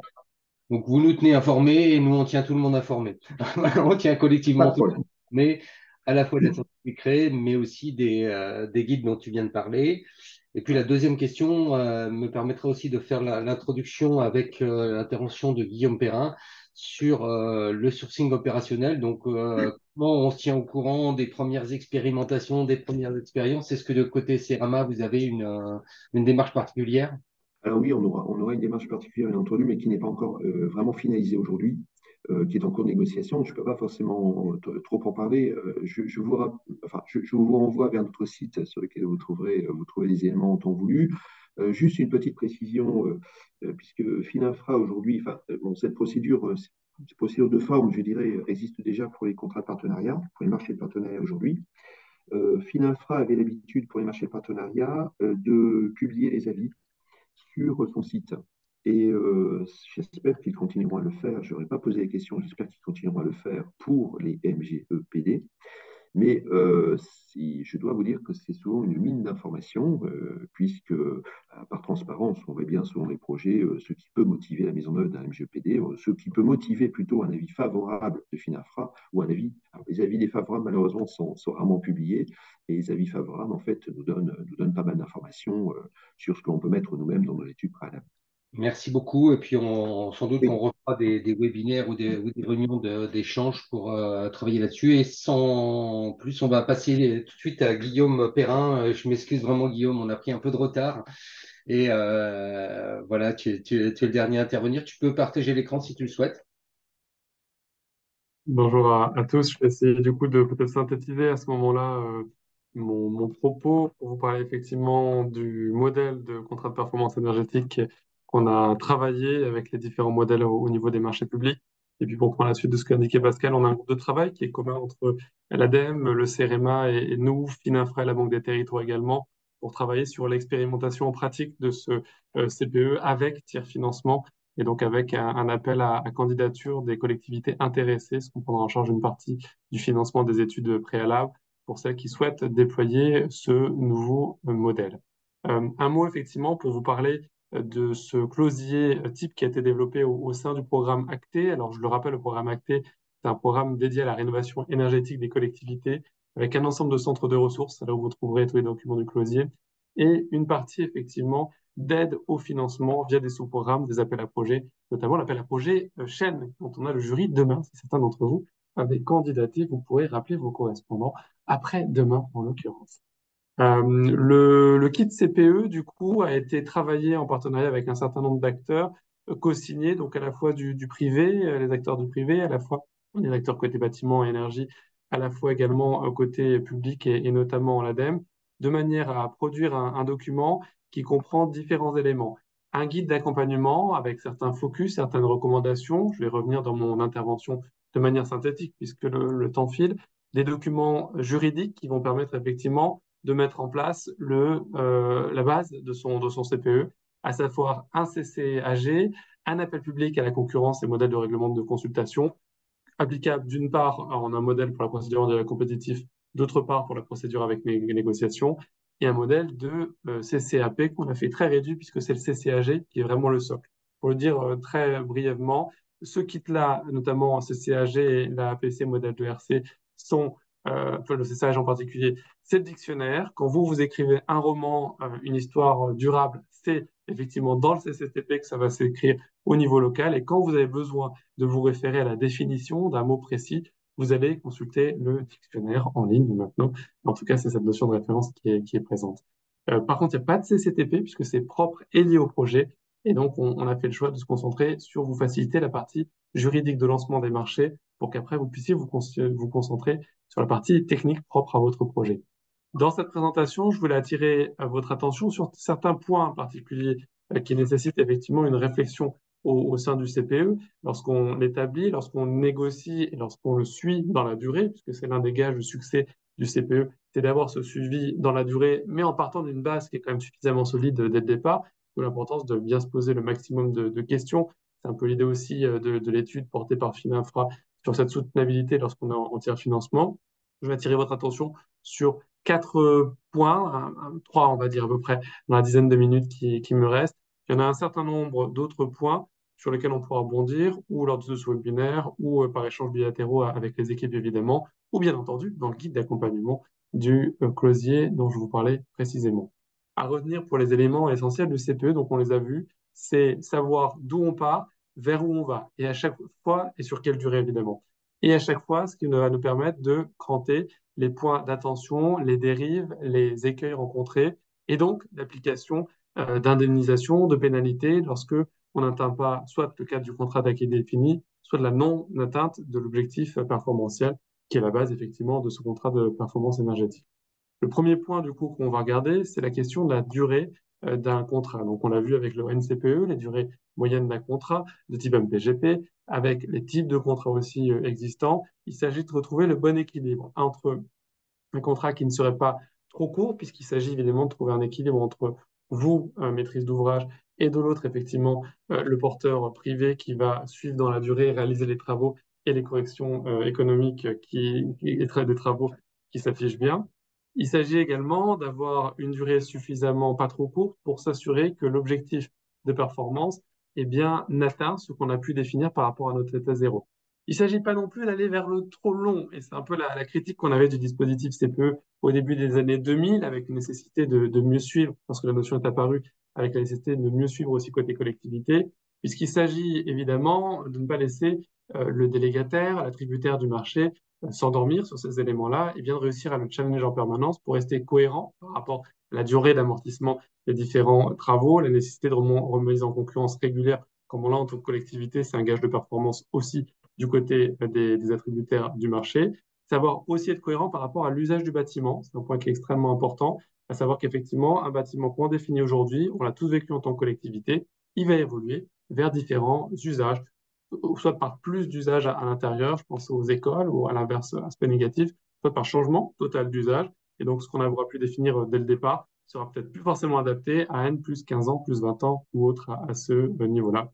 Et un autre élément, lorsqu'on a mis en place cette discussion sur le closé type, qui n'a été beaucoup porté à notre attention par les petites entreprises, c'est qu'effectivement, selon le type d'opérateur que vous souhaitez attirer, selon le type de territoire en pratique sur lequel vous êtes, si vous mettez des contrats trop longs, seuls des gros opérateurs avec des grosses capacités financières d'assumer le risque financier sur une durée longue de travaux, de risques d'indemnité potentielle, se manifesteront et non pas les plus petits opérateurs.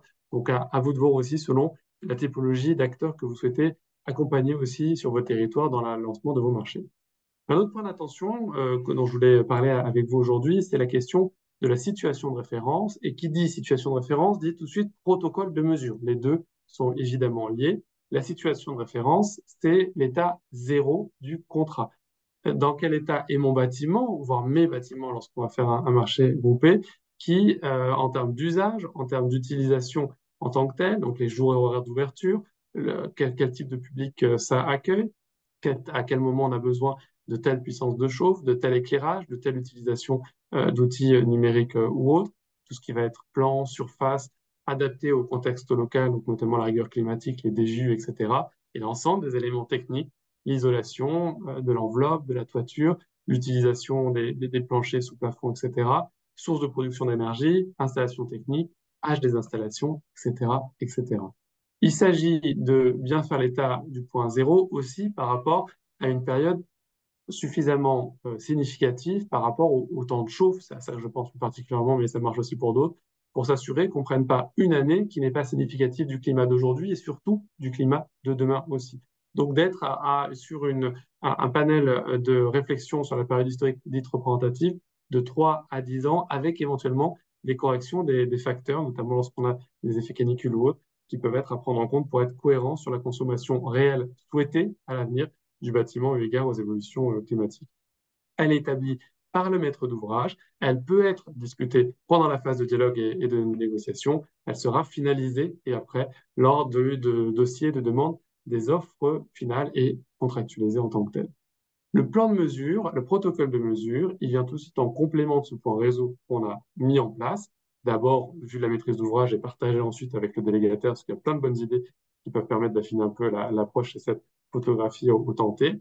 Et il va permettre de voir l'évolution sur le temps T plus 1, plus 2, plus 3, plus 4, etc. De nos consommations et des usages, des actions qu'on a menées, qu'a mené le délégataire, le titulaire du marché, par rapport à ce CPE-là. C'est le plan de mesure et vérification, c'est vraiment notre arbitre pour avoir effectivement la bonne mesure et la bonne vérification de l'atteinte ou non des performances qui ont été garanties. On applique généralement le protocole IPMVP, qui est le plus classique. Elles sont spécifiées par le maître d'ouvrage dans son programme fonctionnel et elles sont élaborées plus en détail par le titulaire dans sa réponse à l'appel d'offres. Il peut y avoir des ajustements par rapport à la partie situation de référence et protocole de mesure. Dans tous les cas, ils doivent être limitativement, j'insiste bien, c'est pas une liste non exhaustive en disant comprenant notamment, ils doivent limitativement énumérés par le contrat avec des facteurs techniques quantifiables et organisés. Donc, la logique de formule mathématique notamment qui ne permet pas d'avoir de discussion qui dérive à ce niveau-là. Dans le protocole IPMVP, on parle au niveau des clauses d'ajustement des variables périodiques ou indépendantes qui permettent effectivement de corriger l'état initial qu'on avait pu avoir. On en met 2 ou 3, des variables d'ajustement au maximum, pour pas que ce soit une équation complexe que personne n'arrive vraiment à comprendre. Et typiquement, c'est au niveau des conditions climatiques qu'on va beaucoup travailler, donc de l'usage qu'on va quantifier par le nombre d'occupants, la fréquentation, l'impact consommation d'eau chaude ou autre, donc après les heures d'éclairage, d'occupation, etc., qui vont rentrer en compte. Mais encore une fois, un des éléments qui permettent de faire évoluer cette première approche limitativement énumérée, quantifiable, mathématiquement opposable, si je puis dire. Troisième point, ce sera mon avant-dernier. Je vois que le chat a peut-être quelques questions, je laisserai Laurent les relayer. Bien répartir la surperformance. Donc c'est vraiment, là on est dans le cas où ça se passe plus que bien, puisqu'on va encore au-delà des objectifs qu'on s'était fixés. On peut ainsi mettre en place un bonus, un intéressement, quelle que soit sa forme exacte, entre l'opérateur et la maîtrise d'ouvrage. Par exemple, réparti à 50-50, à vous de placer effectivement la limite où ça vous semble le plus pertinent par rapport à vos négociations globales de marché et par rapport également à l'origine de cette surperformance-là, puisque effectivement, si l'usager a un impact extrêmement performant sur le type de marché que vous avez mis en place, là, ça vaut le coup aussi de voir comment bien refaire revenir cette surperformance du fait de comportements très positifs de l'usager naturellement auprès de l'usager, ou bien s'il est incité fortement aussi par le maître d'ouvrage, par des campagnes de sensibilisation ou autre, voir comment ça se répartit. Évidemment, on peut faire des seuils selon le dépassement de cette surperformance-là. Dernier point, et je pourrais en parler encore des heures, mais j'essaie de tenir à peu près par rapport au timing global qu'avait dit, que nous avait indiqué au RA 2E avec Laurent, et à vous priver d'un juste déjeuner après toutes ces informations très intéressantes, je ne doute pas, pour parler de la valorisation des C2E, puisque évidemment, qui dit travaux d'efficacité énergétique, dit valorisation possible des C2E. C'est un point, je vous le partage ici, parce qu'il était en forte discussion entre les parties prenantes lorsqu'on a mis en place la discussion autour du kit. Il y a globalement 2 options possibles. Ou bien c'est d'un côté par le maître d'ouvrage ou un tiers avec lequel il travaille pour ces valorisations des C2E, une syndicat d'énergie, métropole, etc., ou un privé avec le marché des délégataires qui existe. Mais c'est bien le maître d'ouvrage, du coup, qui a fait cette valorisation-là. Il a donc besoin que le titulaire lui produise l'ensemble des pièces nécessaires à la valorisation des C2E. Il peut y avoir, du coup, aussi une négociation sur le montant des C2E générés par les travaux, et là, d'ailleurs que ça vienne en valorisation du côté du titulaire ou du maître d'ouvrage, et éventuellement mettre en place des indemnités si l'atteinte de cette valorisation de C2E n'est pas au niveau en volume, pas forcément sur le côté financement. Ça va dépendre après de votre négociation C2E que vous mettez en place. L'autre option, c'est évidemment que ce soit le titulaire qui va effectivement valoriser ces C2E-là. C'est ce que formule l'adage, donc Bercy en l'occurrence, qui trouve l'équilibre plus équilibré sous cette forme-là. À vous de voir après, par rapport à vous, vos options de valorisation que vous avez en interne à ce niveau-là et de voir comment on met ça en place.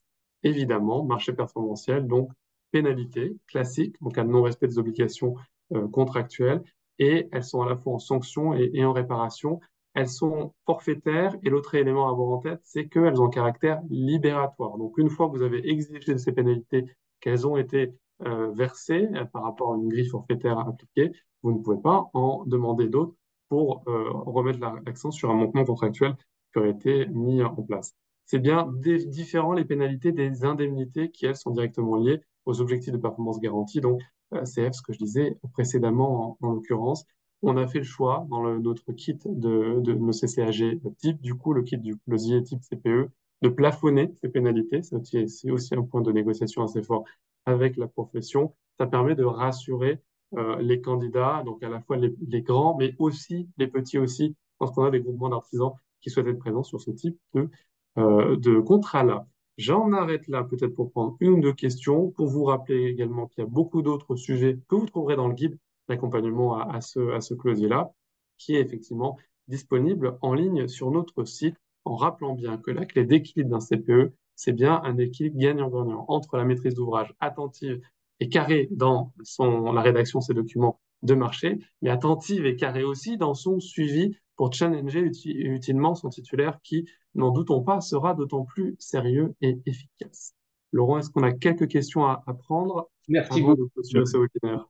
Non seulement tu sais sprinter, mais ça reste clair et merci beaucoup de cette intervention. Oui, alors il y a une question sur, vous avez travaillé sur le CCAG, mais est-ce que, et pas sur le CCTP, mais pourra-t-il y avoir des CCTP exemples, des exemples de CCTP juste pour donner un peu une idée, notamment du degré de précision? C'est vrai que c'est spécifique à chaque projet, mais juste Oui. pour voir un peu à quoi ça ressemble en fait, en quelque sorte, hein. Ouais, on en a travaillé effectivement 3-4 qu'on ne peut pas considérer comme des CCTP type, mais des CCTP exemples. Je vais d'ailleurs prendre ce vocabulaire. Merci à Claire Rouchier de l'avoir suggéré et qui seront, alors je crois pas qu'ils sont encore en ligne, effectivement, disponibles sur le site, mais on peut déjà vous les envoyer. Donc n'hésitez pas à m'envoyer un mail, puis après je redirige aux équipes en interne. Alors, sur les C2E, c'est vrai qu'il y a eu un rappel du fait que les C2E sont bonifiés dans le cadre des CPE et assez bien bonifiés, hein. Et puis la question se posait sur la concurrence ou est-ce que les CE sont mieux que le fonds de chaleur? Je ne sais pas si vous avez un avis là-dessus. Ça dépend du marché de manière globale. Alors déjà, les périmètres sont pas exactement les mêmes, d'une part, même si maintenant les C2E touchent aux installations de NR thermique, ce qui n'était pas le cas il y a 2-3 ans, mais il y a une ouverture effectivement là-dessus. Pour autant, c'est pas tout à fait le même périmètre. D'autre part, il faut regarder le montant du marché. Et enfin, il faut regarder la manière dont vous valorisez vos C2E. Que vous les valoriser en propre ou par un tiers, public ou privé, c'est pas exactement la même chose. Et surtout, quels sont les éléments dans le contrat de valorisation des C2E sur le marché des C2E.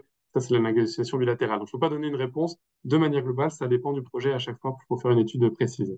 Mais c'est vrai qu'il faudra aussi qu'on fasse très attention, enfin un retour d'expérience des premiers cas sur ces questions de C2E. Et puis, vous n'avez pas parlé du tout des TVA, FCTVA, ni toi, ni Pascal. Il me semblait qu'il y avait un point là-dessus. Sur la partie TVA, excuse-moi. Ouais, est-ce que, est-ce que les tiers financements permettent le remboursement par le FCTVA ou pas? Est-ce qu'il y a un sujet sur la question de TVA dans le marché à paiement différé?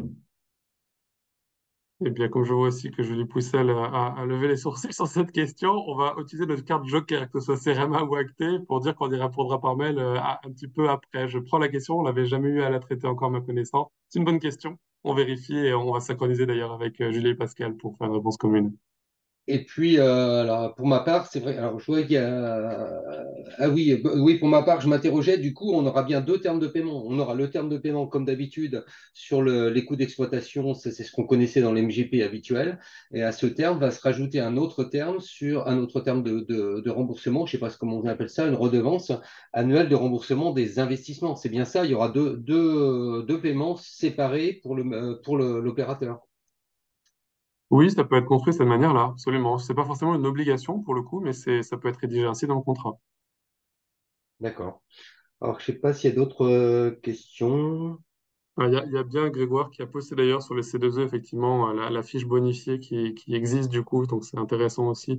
Donc cette fiche-là est active d'avoir cette taux de bonification appliquée au CPE dans le cadre d'une mobilisation de C2E. C'est quelque chose qu'on essaie de défendre l'ensemble de la profession aussi, la T2E en particulier, de manière à poursuivre ce déploiement d'outils. Il faut le prendre comme un outil, il faut l'analyser comme un outil. C'est pas la réponse absolue, hein, CPE, vous l'avez compris aussi, on l'a tous dit un petit peu différemment dans nos interventions. Mais c'est un outil qui est sur étagère, qui est très abouti, modulo, effectivement. Petit affinage du décret par rapport au tiers financement est quand même extrêmement avancé et qui est voilà, à votre disposition. On a tout fait pour tout simplifier ensemble pour que ce soit le plus facile à utiliser localement. Et au-delà de ce webinaire-là, on est tous collectivement à votre disposition pour affiner aussi surtout les questions que vous avez sur le CPE tiers financement, qui est sur sa phase de lancement. Vous l'avez compris aussi, que ce soit d'un point de vue réglementaire ou opérationnel. C'est aussi pour ça qu'on a ce groupe de travail, CEREMA, ADEME, ACTE notamment, pour essayer de trouver les pilotes et la généralisation qu'on pourrait en tirer pour ceux que ça intéresse. Oui, merci beaucoup. En tout cas, on vous remercie beaucoup. Moi, je trouve que vous avez déjà pas mal anticipé la sortie des décrets. On a quand même, on part pas de rien. Bien sûr, il va falloir qu'on vive le truc dans la réalité. Mais en tout cas, tous ces guides que vous nous avez annoncés nous font dire qu'on aura quand même des éléments pour guider les premiers cas dans la mise en application. Merci beaucoup. Ben, je vois pas d'autres questions, donc on va pouvoir clore le webinaire. Encore désolé, Guillaume, hein, de t'avoir un peu. Non, pas de souci. Si le message passé, c'est l'essentiel. Je pense que ce sera que le premier. Et j'imagine que peut-être d'ici un an ou un peu moins, on fera un petit webinaire juste sur la mise en œuvre des premiers cas et les retours d'expérience. En tout cas, merci beaucoup de votre participation. On vous met tout ça sur le site internet du centre de ressources. Et puis, dès que les guides ou les décrets paraissent, on vous le fait savoir. Merci à tous et bonne fin de journée, bon appétit. À bientôt, merci beaucoup. Bonne journée à tous, au revoir.